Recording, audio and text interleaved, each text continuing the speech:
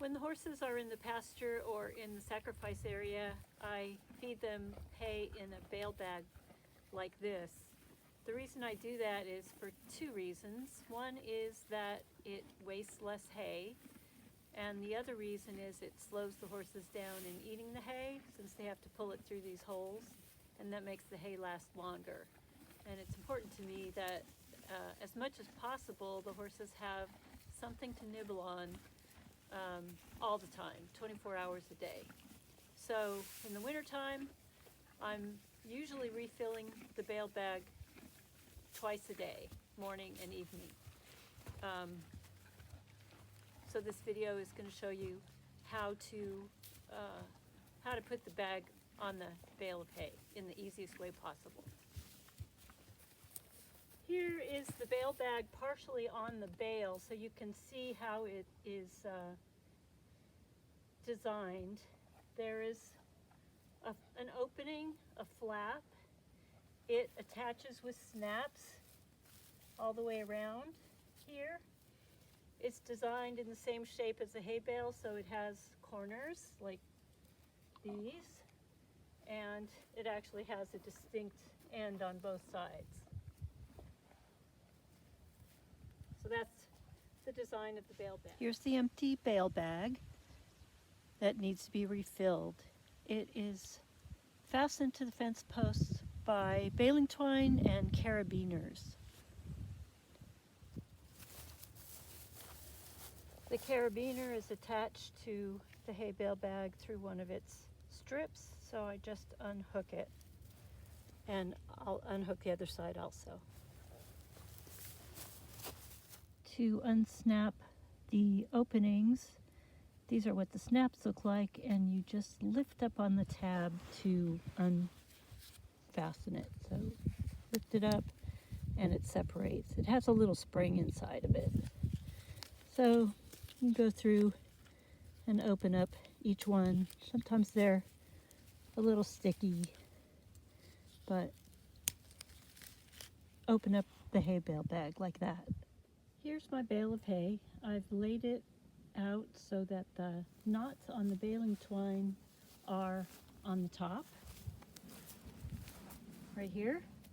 So before you put on the hay net, you want to locate these and notice that a bale of hay has a kind of a grain or a direction to it. So this one, it always goes down toward the knots, and it's easier to put the bale net on if you start putting it on at the top end and bring it down toward the knots.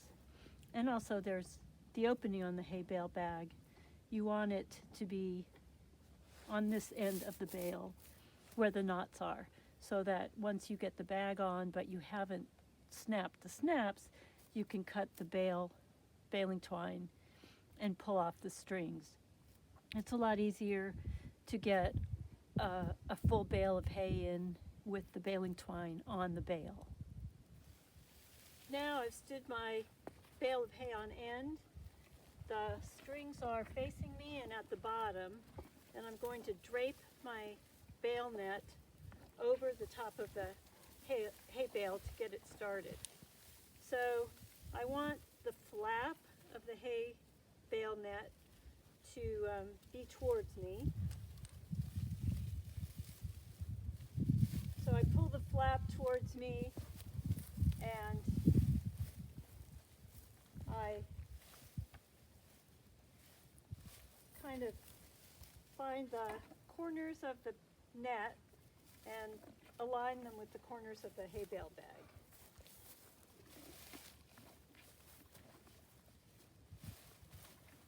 And it's often a pretty tight fit, so what I'll do is lay the bale down and pull up one end and then the other end.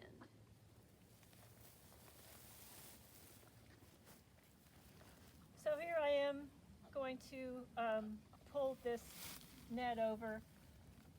It's best to grab by the corners where there's more string and pull one side, and then I roll the net over, and you can see here that the bottom side is pulled on farther than the top. Now I'm going to pull the top side on as far as I can. It's not all the way on, but so it may take 3 or 4 alternate times to pull it and get it on. It's important to just use a steady pull. It takes a little strength sometimes, but don't jerk on it so that you don't inadvertently tear the stitching on the bale bag.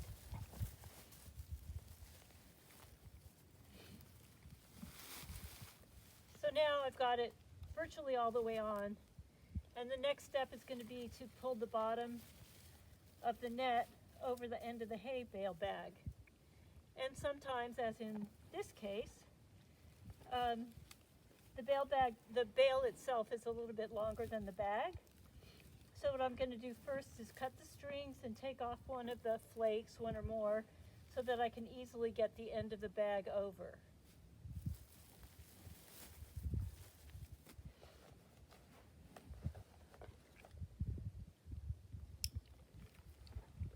So I usually cut the strings closest to me.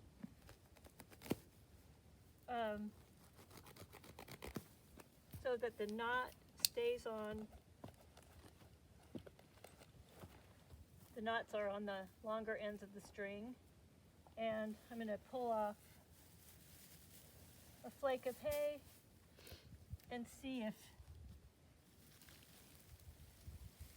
that's enough to get the end of my bale bag over it. And it seems it is. It's easy to do this if you turn the bale net with the flap side down and pull it down.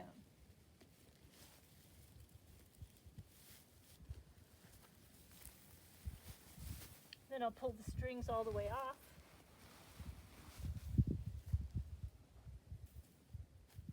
Now I'll close all the snaps. You can hear a distinct snapping sound. So you just insert the ball on the bottom into the opening on the top and make sure that the cap goes all the way down. That ensures that it's tightly closed. You can also pull up on it a little bit to make sure that it's, like that wasn't tightly closed, but that is. So just go all the way around and snap it closed. When the bag is on the hay, I'm ready to put it back in the pasture. I lay it down with the snaps down so that the horses don't inadvertently bite down on the metal snaps. And I just push it through under the bottom, and I snap the carabiners onto the bag, like so. And then I'll push it through as far as I can. Sometimes the horses will push the bale bag back through the fence. So I'll often park my wagon right in front of the bag so that the wheels kind of provide a backstop and they can't push it through. And then when they push it through, then they can't get at all of the hay.